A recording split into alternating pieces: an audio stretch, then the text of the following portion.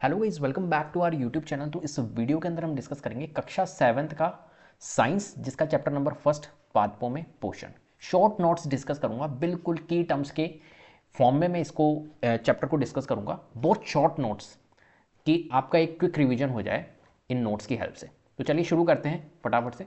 तो सबसे पहले बात करते हैं प्रकाश संश्लेषण की। क्या होता है प्रकाश संश्लेषण? तो प्रकाश संश्लेषण जिसमें पौधे जो है, जो भी प्लांट्स होते हैं, वो अपना भोजन स्वयं बनाते हैं। किस तरीके से बनाते हैं, क्या परिभाषा होती है, इसको समझते हैं। तो देखो, प्रकाश संश्लेषण की प्रक्रिया वह प्रक्रिया जिसमें हरे पौधे सूर्य के प्रकाश, जल और कार्बन डाइऑक्साइड की सहायता से अपना भोजन बनाते हैं, उस प्रक्रिया को क्या बोलते हैं? प्रकाश संश्लेषण बोलते हैं। ठीक है, मतलब प्रकाश संश्लेषण मीन्स पौधों में भोजन बनाने की जो प्रक्रिया होती है उसको ही प्रकाश संश्लेषण कहा जाता है। ठीक है, तो प्रकाश संश्लेषण के लिए, जो प्रकाश संश्लेषण क्रिया करने के लिए, प्रक्रिया करने के लिए कौन कौन से आवश्यक कच्चे पदार्थ होते हैं?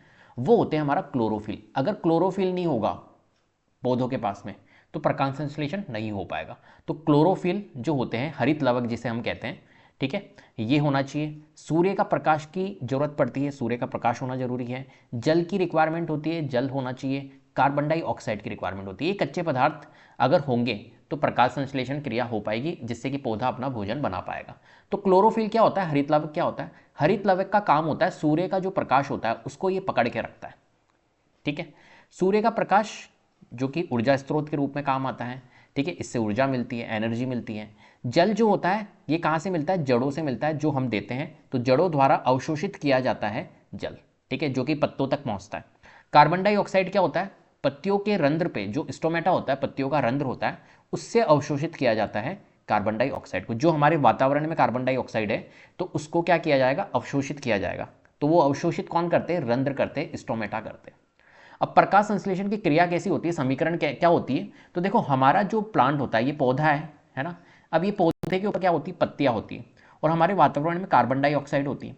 ठीक है, अब कार्बन डाइऑक्साइड और जो पौधे को जल दिया गया है तो उसकी पत्तियों तक पहुंचता है वो।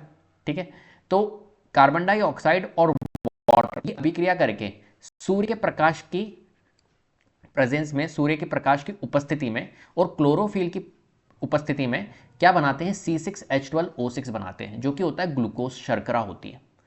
ठीक है, और ऑक्सीजन बनती है यहाँ पर। तो इस प्रकार की प्रकाश संश्लेषण की क्या बनती है? एक तरह से अभिक्रिया बनती है। तो प्रकाश संश्लेषण की समीकरण है, ये बहुत इंपॉर्टेंट समीकरण है। कार्बन डाइऑक्साइड H2O, सूर्य का प्रकाश और क्लोरोफिल की प्रेजेंस में, उपस्थिति में C6H12O6 प्लस 6O2 का निर्माण यहाँ पर होता है। अब ये जो ग्लूकोज है यहाँ पर, जो C6H12O6, ये ग्लूकोज बनी है, यही कार्बोहाइड्रेट है, यही शर्करा है। तो पौधों में स्टार्च के रूप में संग्रहित होता है। और ऑक्सीजन जो बनी है, ये एक उप उत्पाद, बाय प्रोडक्ट यहाँ पर निकलती है। ठीक है, चलिए पौधों में पोषण के प्रकार को समझ लेते हैं। पौधों में कौन कौन से पोषण के प्रकार होते हैं? ठीक है, तो स्वपोषी होता है, ऑटोट्रॉफिक न्यूट्रिशन, ऑटोट्रॉफिक पोषण होता है ना, स्वपोषी होता है। परपोषी होता है पोषण, है ना। सेप्रोट्रॉफिक पोषण होता है। परजीवी पैरासाइटिक पोषण होता है। कीट भक्षी जिसे कहते हैं इंसेक्टिवोरस पौधे पोषण। ठीक है, इस तरीके से। तो देखो, स्वपोषी क्या होता है? स्वपोषी ऑटोट्रॉफिक पोषण क्या होता है? वे पौधे जो स्वयं भोजन बनाते हैं, जैसे कि पौधे पौधे क्या करते हैं? अपना भोजन स्वयं बनाते हैं, तो उनको हम क्या बोलते हैं? स्वपोषी। ठीक है, ऑटोट्रॉफिक न्यूट्रिशन को वो क्या करते हैं? फॉलो करते हैं। स्वपोषी पोषण को वो फॉलो करते हैं। ठीक है, ऐसे ही परपोषी होते हैं, जैसे कि हम क्या करते हैं? हम दूसरों पर निर्भर हैं। वे पौधे जो भोजन के लिए अन्य जीवों पर निर्भर होते हैं। ठीक है, तो हम क्या करते हैं? हम परपोषी पोषण को फॉलो करते हैं, हम दूसरों पर निर्भर होते हैं। जानवर होते हैं, वो दूसरों पर निर्भर होते हैं। ठीक है, तो मानव है, जानवर है, ये दूसरों के ऊपर है, तो हिट्रोट्रॉफिक पोषण को फॉलो करते हैं।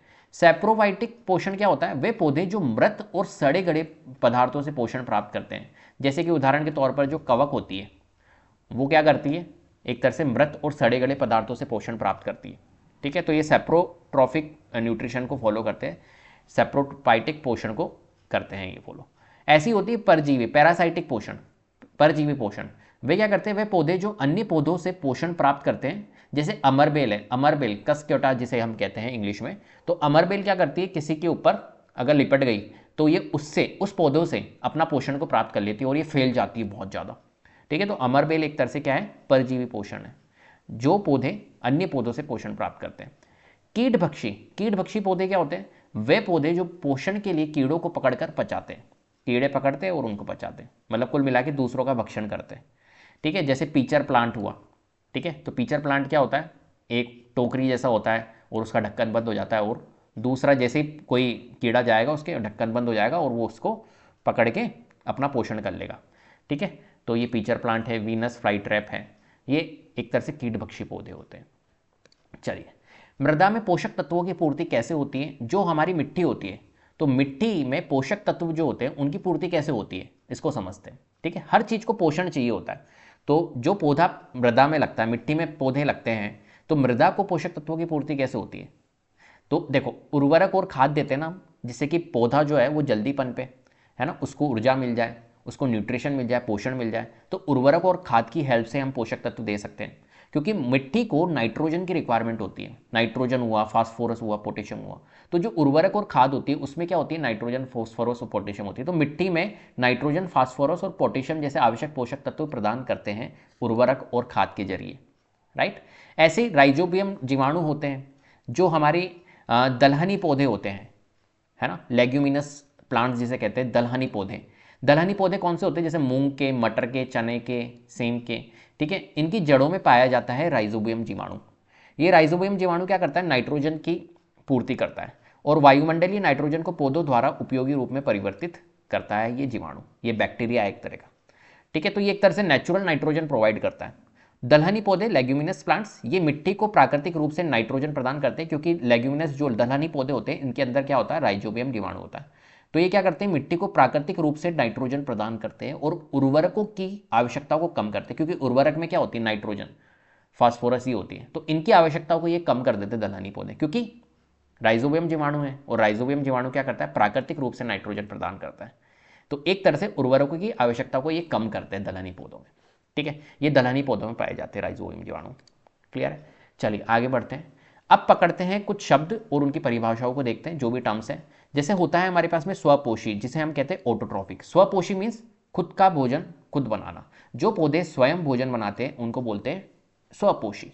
जैसे हरे पौधे हुए, है ना, किसी भी प्रकार का पौधा हो, हरा नहीं, जरूरी नहीं है हरा पौधा हो, ठीक है, कोई भी पौधा हो वो स्वपोषी होता है। ऐसे क्लोरोफिल, क्लोरोफिल क्या होता है, क्लोरोफिल सूर्य के प्रकाश को पकड़ के रखता है। ठीक है, और उसकी प्रेजेंस में ही एक तरह से प्रकाश संश्लेषण क्रिया होती है। तो पत्तियों में मौजूद हरा रंग जो सूर्य के प्रकाश को अवशोषित करता है वो होता है क्लोरोफिल। ठीक है, ऐसी होती है परपोषी। परपोषी क्या होता है, वे जीव जो भोजन के लिए अन्य पर निर्भर होते हैं, जैसे कि हमें, मनुष्य हुआ, पशु हुआ, कवक हुआ, ये दूसरों पर डिपेंडेंट है, तो इनको बोलते हैं परपोषी। परजीवी क्या होता है, पैरासाइट, वे पौधे या जीव जो पोषण के लिए अन्य पौधों या जीवों पर निर्भर रहते हैं। ठीक है, अमरबेल हुई, तो अमरबेल किसी पौधे पे अगर लिपट गई तो ये क्या कर देगी, फैल जाएगी, ये खुद फैल जाती है, और दूसरे जो वो पौधा था उसको जो न्यूट्रिशन मिलना चाहिए उसका न्यूट्रिशन ये ले लेती है। क्लियर है बात, तो ये परजीवी है। सेप्रोपाइटिक क्या होता है, सेप्रोट्रॉफिक क्या होता है, वे जीव जो मृत और सड़े गले पदार्थों से पोषण प्राप्त करते हैं, जैसे कवक हुआ, मशरूम हुई, तो ये सड़े गले पदार्थों से पोषण को प्राप्त करते हैं, उनके ऊपर एक एंजाइम डालते हैं और फिर उसको वो पचा लेते हैं। ऐसे ही होता है रंध्र, स्टोमेटा। रंध्र क्या होता है, एक तरह से जो भी कार्बन डाइऑक्साइड होती है उन गैसेस को वो ये लेते हैं। तो पत्तियों पर मौजूद छोटे छोटे छिद्र होते हैं, ये रंध्र होते हैं जो गैसों का आदान प्रदान करते हैं, कार्बन डाइऑक्साइड लेना, ऑक्सीजन छोड़ना, तो इस तरीके की क्रिया ही करते हैं रंध्र। प्रकाश संश्लेषण क्रिया तो आपको पता ही है, पौधों द्वारा सूर्य के प्रकाश की सहायता से भोजन बनाने की प्रक्रिया ही प्रकाश संश्लेषण कहलाती है, फोटोसिंथेसिस जिसे हम कहते हैं। कीटभक्षी क्या होते हैं, इंसेक्टिवोरस, वे पौधे जो कीड़ों को पकड़कर पचाते हैं, जैसे पीचर प्लांट हुआ, वीनस फ्लाई ट्रैप, ये क्या है, कीटभक्षी पौधे हैं। क्लियर है बात, चलिए तो मुख्य बिंदु हमने क्या क्या सीखे देख लेते। प्रकाश संश्लेषण जीवन के लिए आवश्यक है, अगर प्रकाश संश्लेषण नहीं होगा तो फिर जीवन जीना बड़ा मुश्किल हो जाएगा। ठीक है, तो प्रकाश संश्लेषण की क्रिया होना बहुत जरूरी है, जो कि पौधे करते हैं। पौधे विभिन्न प्रकार के पोषण अपनाते हैं। ठीक है, मिट्टी की उर्वरता बनाए रखने के लिए उर्वरकों और जैविक विधियों का उपयोग किया जाता है, क्योंकि मिट्टी को पोषण कैसे मिलेगा, उर्वरक के जरिए। जैविक विधियां और भी होती है बहुत सारी, उनको अपनाया जाता है। ठीक है, जिससे कि मिट्टी की उर्वरता बनाए रखें। बिना प्रकाश संश्लेषण के पृथ्वी पर जीवन असंभव होगा। ठीक है, अगर प्रकाश संश्लेषण की क्रिया नहीं होगी, पौधे अपना वो नहीं बना, क्योंकि हम भी पौधों पर डिपेंडेंट है। तो हम पौधे किसके ऊपर डिपेंडेंट है? पौधे डिपेंडेंट है, प्रकाश संश्लेषण की क्रिया करेंगे जब भी वो अपना पौधा बना जब भी अपना वो पोषण करेंगे, है ना। और हम किसके ऊपर डिपेंडेंट है? हम पौधों के ऊपर डिपेंडेंट है। तो अगर प्रकाश संश्लेषण की क्रिया नहीं होगी तो पौधे अपना भोजन नहीं बना पाएंगे, और पौधे अगर अपना भोजन नहीं बना पाएंगे तो फिर हम किसको खाएंगे? तो कुल मिला के बिना प्रकाश संश्लेषण के पृथ्वी पर जीवन जीना असंभव होगा। क्लियर है? तो इस तरीके से हमने ये नोट्स पूरे कंप्लीट कर लिए। तो उम्मीद करता हूँ आपको वीडियो पसंद आई होगी। अगर वीडियो पसंद आई है तो प्लीज़ लाइक कीजिए, शेयर कीजिए, चैनल को सब्सक्राइब कर लीजिएगा, बेल आइकन को जरूर प्रेस कर लीजिएगा, जिससे कि अपकमिंग वीडियोस के नोटिफिकेशन आपको टाइम टू टाइम मिलते रहे। Thank you so much.